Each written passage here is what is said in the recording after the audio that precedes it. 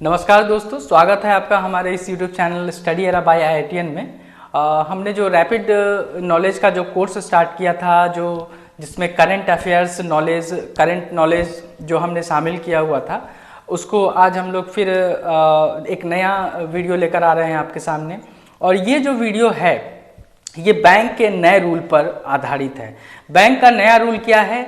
नया रूल बनाया गया है new bank rule for withdrawal and deposit. जो विड्रॉल एंड डिपॉजिट अब होगा उसमें नया रूल कर दिया गया है। पहले जब आप पैसे जमा करते थे या निकालते थे तो उसमें 5 बार आप पैसे जमा कर सकते थे और निकाल सकते थे 5 बार, लेकिन अब उसको ख़त्म कर दिया गया है।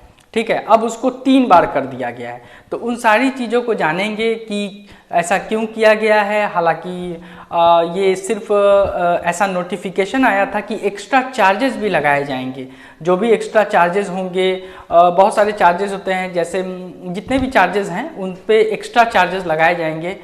तो उसको हम लोग डिटेल में एक बार स्टडी कर लेते हैं, देखते हैं क्या है। तो देखिए, ये बैंक का रूल हो गया है विड्रॉ एंड डिपॉजिट पे आप जब भी नकदी जमा कराने पर और नकदी निकालने पर एक्स्ट्रा चार्ज लगेगा, ऐसा कर दिया गया है। और यह सेविंग बैंक अकाउंट पर लगाया जाएगा। ये बैंक ऑफ बड़ौदा ने अपने ऑफिशियल वेबसाइट पर नोटिफाई किया है, ये क्लैरिफाई किया है कि वो अब नकदी निकालने और नकदी जमा करने पर एक्स्ट्रा चार्ज उनकी तरफ से लिया जाएगा।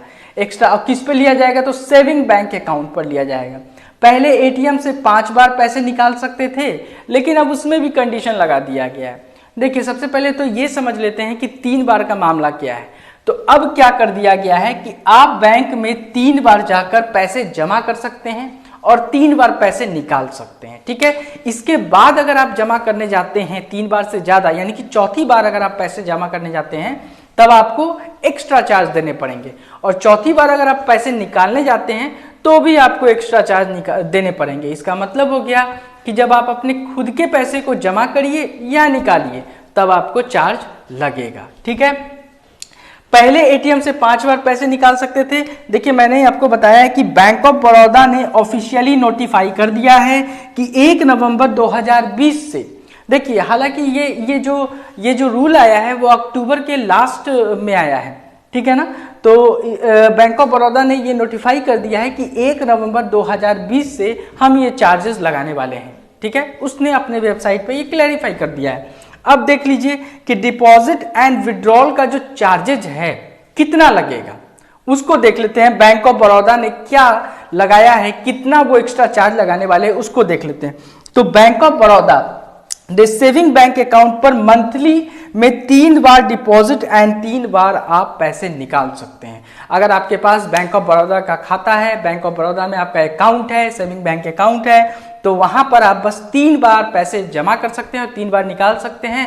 आप ज्यादा बार भी निकाल सकते हैं। अगर इससे ज्यादा बार आप निकालते हैं, चौथी बार निकालते हैं, तो एक्स्ट्रा पे कीजिए और जमा कीजिए। अब आइए, आपके चौथी बार पैसा जमा करने में कितना पैसा आपको देना होगा उसको देख लेते हैं। तो फॉर डिपॉजिट में अगर आप पैसे जमा करने जाते हैं तो सेविंग बैंक अगर अकाउंट है आपका मेट्रो एरिया में, अगर मेट्रो एरिया में आपका अकाउंट है तो आपको पर डिपॉजिट 50 रुपीज देना पड़ेगा। पर डिपॉजिट आपको 50 रुपीज देना पड़ेगा। और अगर आप सीनियर सिटीजन हैं, पेंशनर हैं, रूरल एरियाज हैं, तब आपको 40 रुपीज पर डिपॉजिट देना पड़ेगा। मतलब जो गवर्नमेंट है उन्होंने सीनियर सिटीजन को भी नहीं छोड़ा, पेंशनर को भी नहीं छोड़ा, और जो रूरल एरियाज में रह रहे हैं उनको भी नहीं छोड़ा। मतलब आप पैसे जमा कीजिए अपना खुद का, लेकिन हम चार्जेस लेंगे। ठीक है, अब आ जाइए विड्रॉल में कितने लगेंगे।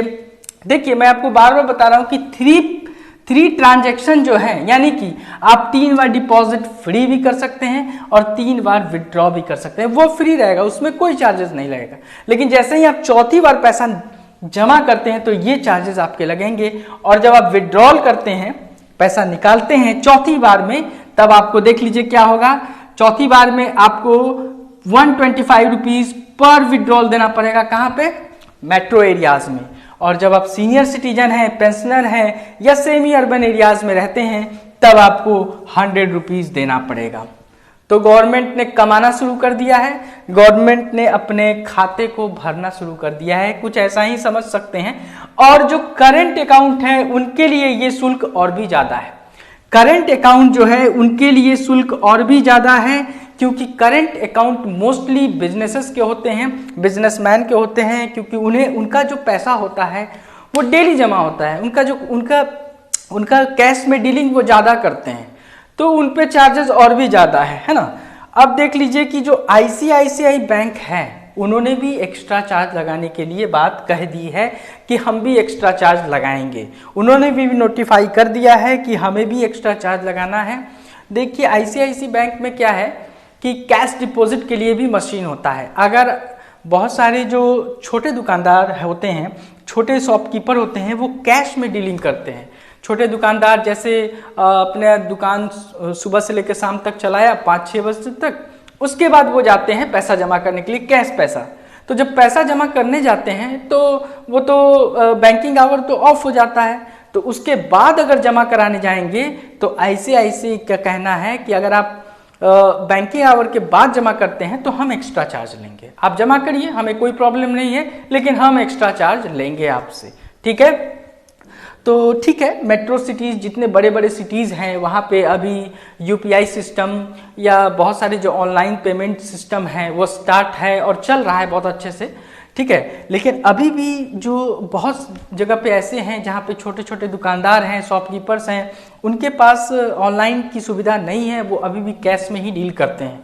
तो ये सभी को कुछ ध्यान में रखकर गवर्नमेंट को हालांकि डिसीजन लेना चाहिए। खैर, तो ICICI ने ऐसा ही कहा है कि आप पैसा जमा कर सकते हैं और बैंक ऑफ बड़ौदा ने भी कुछ अपना नोटिफाई कर दिया है। लेकिन इन सभी के क्लैरिफिकेशन के बाद, इन सभी के नोटिफाई करने के बाद, इनके वेबसाइट पर जो इन्होंने ऑफिशियली वेबसाइट पे डाला है, उन सभी के बाद मिनिस्ट्री ऑफ फाइनेंस ने 3 नवंबर 2020 को मिनिस्ट्री ऑफ फाइनेंस ने ये क्लैरिफाई कर दिया है। मिनिस्ट्री ऑफ फाइनेंस ने एक क्लैरिफिकेशन दिया है।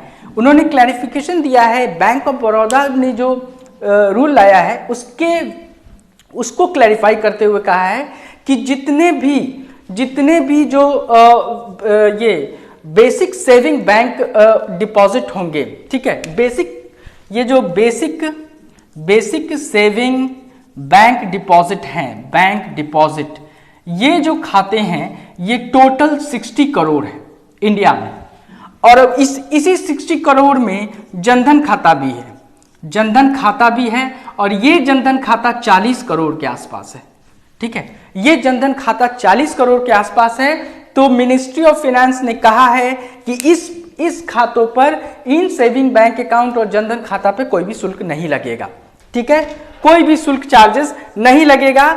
और उन्होंने ये भी क्लैरिफिकेशन किया है, मैं आपको एक और चीज बता दूं, उन्होंने ये भी क्लैरिफाई किया है कि जो रेगुलर सेविंग बैंक अकाउंट है, regular saving bank account, saving account, ठीक है, रेगुलर सेविंग अकाउंट या करंट अकाउंट या करंट अकाउंट या कैश क्रेडिट या फिर ओवरड्राफ्ट अकाउंट, ये जो है ओवरड्राफ्ट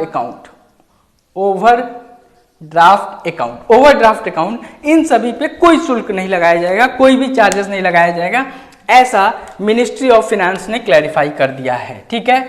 उन्होंने, हाँ, इस बात को उन्होंने सहमति दी है कि जो 3 बार से ज्यादा अगर ट्रांजैक्शन होता है, डिपॉजिट और विड्रॉल का केस आता है, तो उसमें चार्जेस लगेंगे, लेकिन जो एक्स्ट्रा चार्जेस की बात कही गई थी उसको मिनिस्ट्री ऑफ फाइनेंस ने कह दिया है कि कोई भी एक्स्ट्रा चार्जेस नहीं लगेगा। हालांकि क्योंकि जो कोविड-19 का जो पैंडेमिक सिचुएशन था, इसमें लोगों ने काफ़ी कुछ झेला है, आई थिंक इसी के कारण फिनेंस मिनिस्टर ने ऐसा डिसीजन लिया होगा। हालांकि ये जो एक्स्ट्रा चार्जेस की बात है ये आगे होने वाली है, आने वाले समय में इन फ्यूचर ऐसा लगाया जाएगा, ठीक है, ये तो श्योर है कि लगाया जाएगा, अभी नहीं है लेकिन बाद में लगाया जाएगा।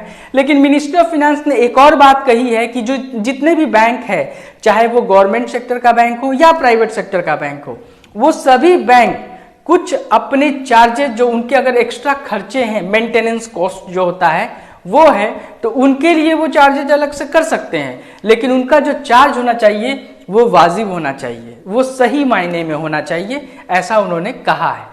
तो किसी न किसी रूप में आरबीआई का जो गाइडलाइन है, आरबीआई का गाइडलाइन अगर हम लोग देखें तो उसमें कहा गया है, जो मैंने आपको अभी अभी बताया है, कि उन्होंने कहा है कि जो बैंक है अपना जो मेंटेनेंस कॉस्ट है उस पे उसको वो चाह सकता है तो एज ए एक्स्ट्रा चार्जेस वो कस्टमर से ले सकता है, एक्स्ट्रा सर्विसेज के रूप में ले सकता है।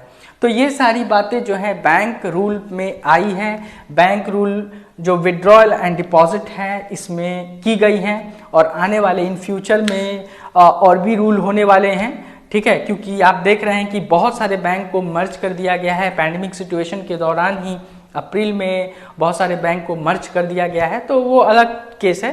तो ये विड्रॉल एंड डिपॉजिट का केस था। यहाँ पे हमने आपसे एक रूल आया था जो हमने आपके साथ डिस्कस किया है। आगे और भी हम लोग नई वीडियोस लेकर आते रहेंगे आपके साथ। आप बने रहिए और हमें सब्सक्राइब करिए, लाइक करिए एंड शेयर करिए अपने दोस्तों के साथ, ताकि हम नए नए वीडियो आपके लिए लेते आए। करंट अफेयर से रिलेटेड हम आपके लिए वीडियो लेते आए, और स्पेशली जो करंट अफेयर का पार्ट है वो रैपिड नॉलेज के तहत ही रहेगा। आज के लिए इतना ही। Thank you and have a nice day.